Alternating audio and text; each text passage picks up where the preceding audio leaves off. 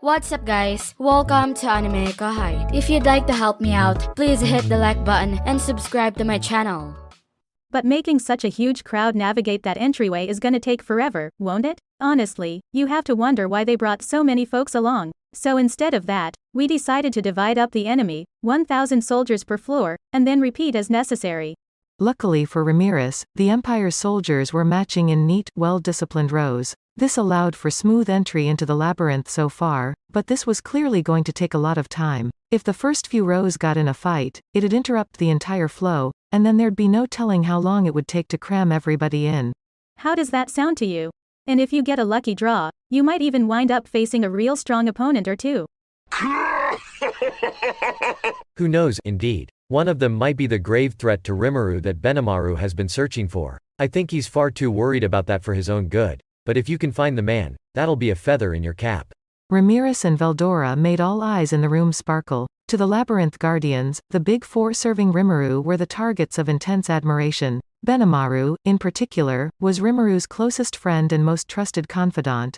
Everyone wanted a chance to fight him someday. Veldora might have said no, I am his stoutest of allies if anyone brought up Benimaru's name, but they didn't, so things continued smoothly. So, we all have a chance, then? Well, if that's the case, I have no complaints at all. Apito and Kumara immediately seemed to patch things up with each other. They weren't alone, everyone else was driven by similar motivation and ambition. Alright. Intoned Adalman.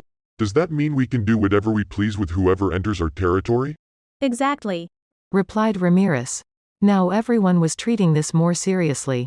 They're still filing in right now. She continued. But I'm just gonna connect them straight to floor 41 for starters. Once 1,000 make it in, I'll move on to the next floor down, so be patient. Bovix and Equix, I've got another job for you too, so I'll brief you on that later. Jealous glances shot toward the pair at once, making them tremble with anxiety. Now they were huddled down closer than before, trying their best to get through this social awkwardness. It'd be far better, they both agreed, if they could just fight those foolish invaders instead of facing up to this. But Ramirez paid them no mind. So the idea here is to spread all these troops out and take them in at each floor. We're talking 100,000 people total from floors 41 to 50, 100,000 from floors 51 to 60, 100,000 from floors 61 to 70, 100,000 from floors 71 to 80, and 100,000 from floors 81 to 90. Then maybe, we can have each Dragon Lord tackle 10,000 at once? And if we get any more coming in after that, I can stash 'em in the higher floors, too. Thus the labyrinth would house a maximum target of 540,000 invaders at once. Ramirez wanted this number to be at least 350,000, if possible. Last, but not least.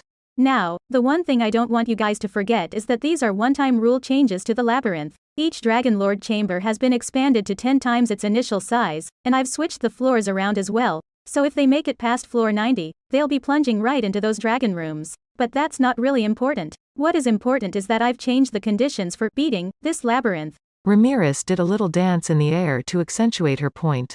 What kind of conditions were these? Well, for starters, once you went through the main gate at the surface, you couldn't go back out until you beat the labyrinth. Beating it, in this case, was defined as defeating Veldora, so the Empire would have to deploy pretty much everything they had to stand a chance.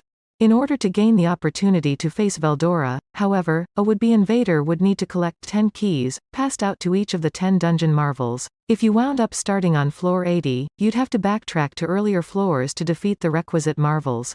The moment they heard this, the marvels immediately perked up. Even the Dragon Lords situated behind the table rumbled their approval. In that case, we really do all have an equal chance. You're right. It's a race to see how many we can hunt down. Many among them were already out for blood. Hopefully I can find someone worthy enough to lift my sword up against. Don't be cocky yet, Alberto. All we must think about is laying waste to our divine enemies. Master and servant were brimming with spirit, but others among them were meditating in silence over this. In their own way, everybody in the chamber was in high spirits for the upcoming battle. Gauging them, Beretta, the overseer of the marvels, more or less, spoke up. So, Lady Ramirez, regarding the matter I asked for your assistance with. Right. Yeah, Rimuru gave it the go-ahead, so let's see how things unfold with it, okay? Thank you very much. In that case. After that quick exchange, Beretta stood up and surveyed the 10 dungeon marvels. Ladies and gentlemen, Lady Ramirez has assigned me the title of Dungeon Master. I would normally share this title alongside my duties as chairperson of the 10 Dungeon Marvels, but Beretta saw that overseer job as a bunch of garbage dead-end work and little else. Ramirez thought having 10 marvels sounded better than 9, so he got tossed in to fill up the ranks. The job, as one would expect from Ramirez's bird-brained ways, changed from day to day. Sometimes it was little more than being Ramirez's gaffer, which, to put it bluntly, was not his cup of tea. Trainee, despite having roughly the same position, seemed far more valued by Ramirez than he ever was. A lot of that was because Trainee never lectured Ramirez about anything. And Beretta couldn't see what was fair about that, either. Besides, Trainee pretty much did whatever she pleased, too, jetting off on these mystery trips out of nowhere, although gaining Ramirez's advance permission for them. It was a real problem for Beretta, who secretly grumbled over it quite a bit. Regardless, he was still named one of the 10 Dungeon Marvels, whether he liked it or not. He really wanted to give that position over to someone else. And now the perfect opportunity had arisen. I think I would give my position to whoever puts in the best performance in this battle. The Marvels had to resist the urge to whoop for joy. Even Bovix and Equix were filled with ambitions not quite in line with their talents, hoping against hope that they could join the 10 Marvels. Unfortunately, their ambitions were shattered by the next thing Beretta said. For this current battle, I will provisionally grant Sir Gadra my position in the 10 Dungeon Marvels. Given Adelman's attesting of his powers, as well as his own knowledge, both Lady Ramirez and I have no qualms about this appointment. Gadra, facing this sudden announcement, was surprised but calm. Given how long he had lived, he was used to situations like these. Yes, this is my time to shine. And if I put in an eye-catching effort, I won't be provisional for very long at all.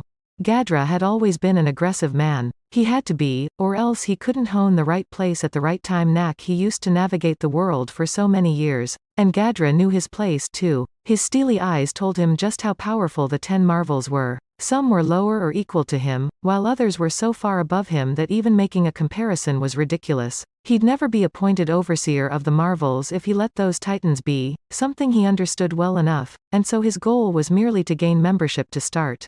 I will humbly accept your offer. You will? Thank you, Sir Gadra. It helps me a great deal. Gadra and Beretta had a real you scratch my back, I'll scratch yours moment. And while still temporary for now, that was the last change made in the lineup before the Empire War. Beretta was out of the 10 Dungeon Marvels, and Gadra was in. Oh, yes. I'm just as glad you're taking the offer, Gadra. I'll be assigning you to floor 60, with the Demon Colossus boss, and I hope you'll make good use of that one. Everything wrapped up without a hitch. They had already discussed all this with Rimuru, and they had decided to put Gadra to the test on a trial basis. Gadra had already been helping with Ramirez's research and so forth, so he didn't need much convincing to accept the job. In fact, to him, being entrusted with the Demon Lord's Demon Colossus was a real dream. Great. In that case, shouldn't we give Gadra some kind of nickname, too? Oh yeah. Any ideas, Gadra?